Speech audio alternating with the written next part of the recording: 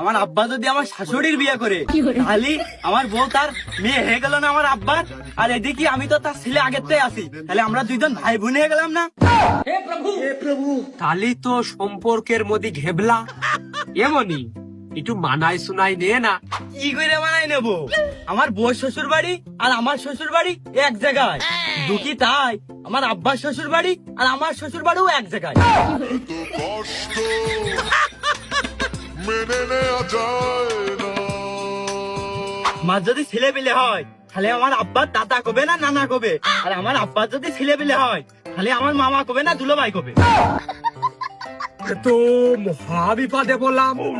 এর আগে এরম সালিশ তো আমার সামনে আসেনি।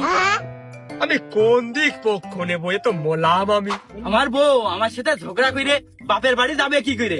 বাপের বাড়ি যে ঘুরের মধ্যে ওই রাস্তাতে ঘুরে আসে কি আবার এই বাড়ি উঠবে?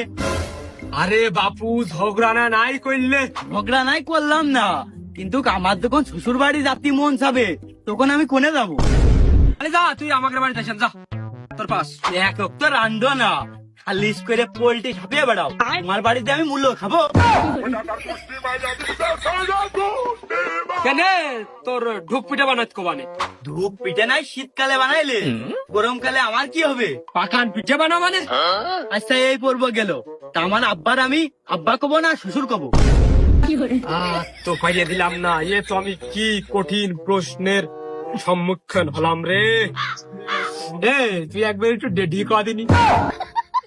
আমি নাই রেডি করলাম।